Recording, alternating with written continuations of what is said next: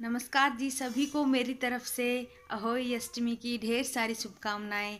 और आज मैं आपके लिए जो अहोई अष्टमी की जो कहानी है वो लेकर आई हूँ। पिछली बार जब करवा चौथ था तो आप लोगों ने काफ़ी लोगों ने कहा था कि दीदी कहानी बताइएगा, इसकी जो करवा चौथ वाली कहानी होती है, तो मैं अपलोड नहीं कर पाई थी। लेकिन आज मैं आप सब लोगों के सामने जो अहोई अष्टमी की कहानी है वो लेकर आई हूँ।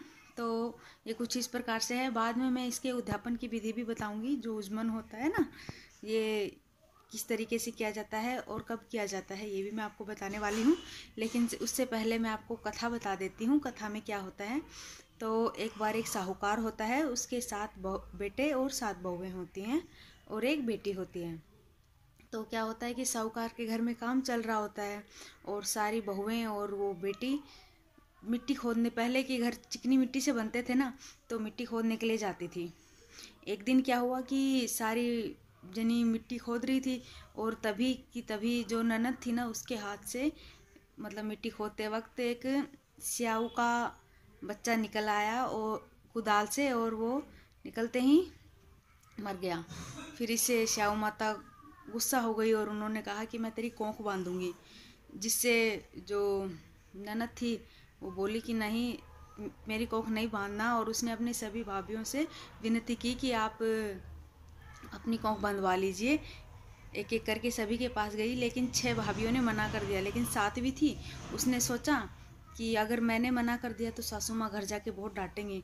तो उसने अपनी कोख बंधवा ली और ननद की कोख छुड़वा ली।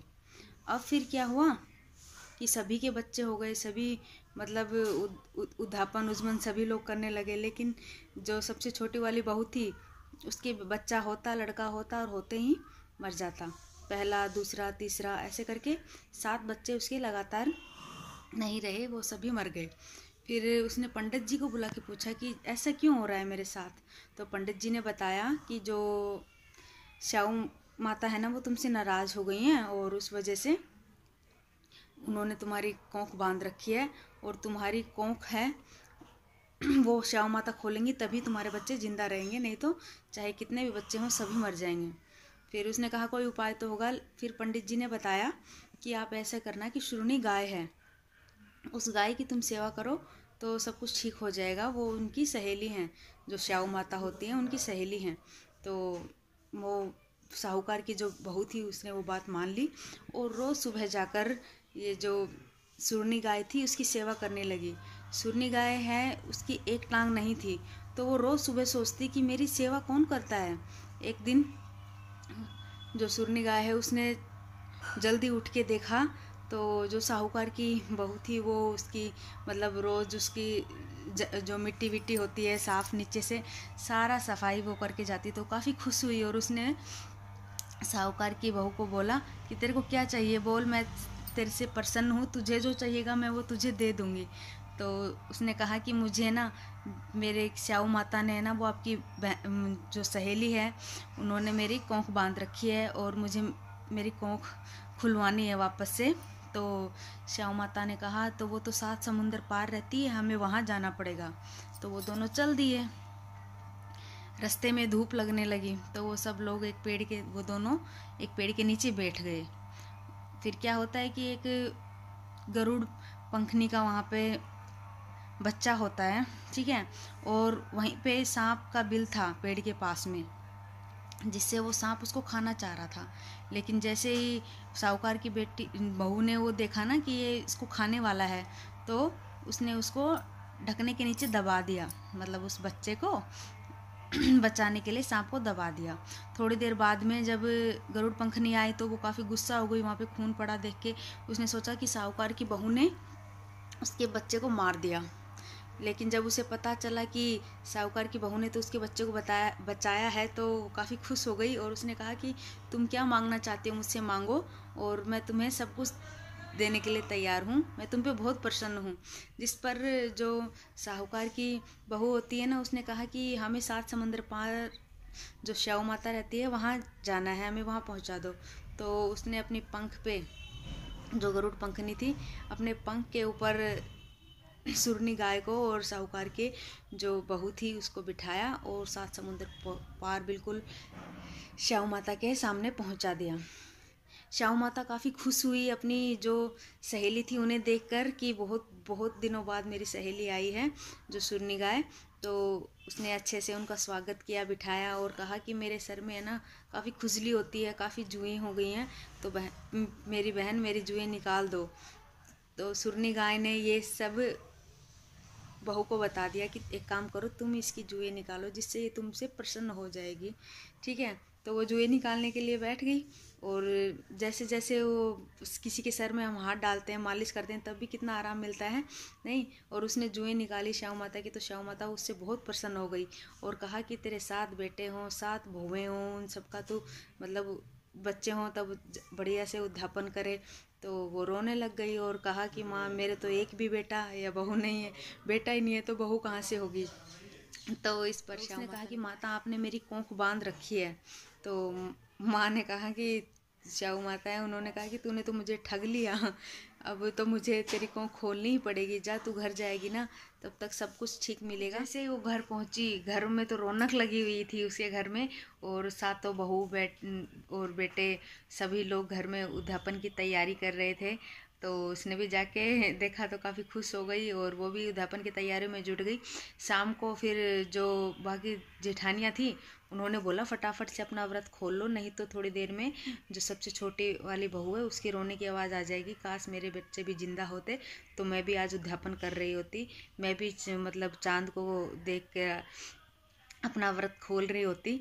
लेकिन अपने बच्चों को उसने कहा कि जाओ देख के आओ कि क्या कर रही है छोटी वाली जो बहू है, क्योंकि रोने की कोई आवाज़ ही नहीं आई। शाम भी हो गई, उन सब ने व्रत भी खोल लिया, उद्यापन भी कर चुके थे वो लोग, लेकिन कोई रोने की आवाज़ नहीं आई। तो उन्होंने अपने बच्चों को भेजा, जाओ देख के आओ वो आवाज़ क्यों नहीं आ रही। तो उन्होंने जाके देखा तो कहा कि माँ उनके घर में तो बहुत भयंकर रौनक लगी हुई है, बहुत अच्छे से उनका सारा उद्यापन वगैरह सब कुछ हो रहा है।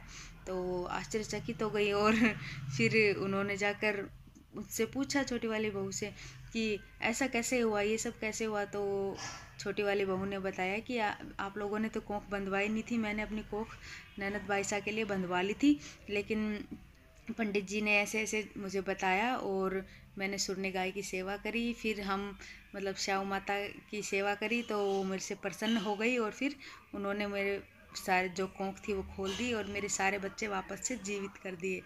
तो जैसी माँ पहले करी वैसी किसी में मत करना, और जो बाद में करी वैसे सब में करना माँ, सभी के लिए मतलब सुख शांति, सभी के बच्चों को तरक्की। हाँ तो जी इसी के साथ जो अहोई अष्टमी की कहानी है उसका समापन होता है, और इसके साथ ही बिंदाई जी की कहानी भी सुनी जाती है। तो लगे हाथ में आपको वो भी सुना देती हूँ। क्या है कि एक बार क्या होता है कि गणेश जी एक ब्राह्मण का रूप धर के, छोटे बालक का रूप धर के, और चम्मच में चम्मच में दूध और जो चुटकी में चावल लेके घर घर घूमते रहते हैं और कहते हैं कोई मेरे लिए खीर बना दो, कोई मेरे लिए खीर बना दो। लेकिन सभी लोग उनका मजाक बनाते हैं कि ऐसे कौन खीर बनाता है। तभी एक बूढ़ी माई होती है ठाली भोली, तो वो कहती है कि ला मैं तेरे लिए खीर बना देती हूँ, और वो एक छोटा सा कटोरा लेके आती है। तो बिंदायक जी कहते हैं माई ये क्या लाई है, इस बड़ा टोपिया भर के चढ़ाओ। तो माई कहती है इसी में सर जाएगा, इतनी सी तो चावल है, इतनी सी तो मतलब दूध है। तो उन्होंने कहा एक बार चढ़ाओ तो सरी। तो जैसे ही माता ने चढ़ाया वो बूढ़ी माई ने टोपिया, तो वो उगज उगज के जाने लगा, फुल भर गया बिल्कुल दूध से। तो थोड़ी देर बाद जो विंदायक जी हैं वो कहते हैं कि मैं एक काम करता हूँ, मैं नदी के तट पे नहाने जाता हूँ और जब तक खीर बनेगी मैं वापस आ जाऊँगा। वो तो नहाने चले जाते हैं, लेकिन जो बूढ़ी माई होती है उनसे वो सब्र नहीं होता, थोड़ा मन ललचा जाता है ना। गरम गरम खीर बन रही थी तो उन्होंने सोचा मैं खा लेती हूँ, वो आके खा लेंगे, इतनी खीर में क्या पता चलता है। तो क्या किया कि उन्होंने थोड़ी सी खीर निकाली और खा ली। उससे खाने से पहले उन्होंने कहा जय हो बिंदायक जी, जिमो बिंदायक जी। तो थोड़ी देर बाद बिंदायक जी आए और कहा कि ला माई खीर ला दे ना, खीर बन गई क्या। तो माई ने बोला हाँ खीर बन गई, तेरे लिए डाल दूँ। तो उन्होंने कहा ना ना मैंने तो जिम लिया। बोले तू कब जिमा। बोले जब तू जिमी तब जिमा। तो माँ जो बूढ़ी माई थी उन्होंने कहा कि बाबा मेरा तो भेद खोल दिया, लेकिन ऐसे दोबारा किसी का भेद मत खोलियो, ठीक है। और कहता ने सुनता ने सब ने, जो जो आपकी कहानी सुन रहा है, जो जो आपकी कहानी कह रहा है, सबको तरक्की दो, सुख संपन्न कर दो और सबको समृद्धि दो। बस यही इतनी कहानी थी बिंदायक जी की। तो जी आपको ये कहानी कैसी लगी मुझे कमेंट करके बताइएगा, ठीक है। और हाँ, ये उद्यापन कौन करते हैं? जिस घर में जैसे कि जिसके बेटे की शादी हुई हो इस साल, या फिर कोई जैसे प्रेग्नेंट लेडीज़ थी और उसके लड़का हुआ है, तो वो भी इसका उद्यापन करती हैं इसी साल, ठीक है। उद्यापन में क्या क्या सामग्री होती है, अगर आपको ये चाहिए तो मुझे बता देना कि मैं बता दूंगी आपको क्या क्या चीज़ें चाहिए होती हैं। लेकिन फ़िलहाल वीडियो काफ़ी लंबा हो जाएगा, इसलिए मैं वीडियो का एंड अभी कर रही हूँ। हम मिलते हैं व्लॉग के अंदर, ठीक है। तब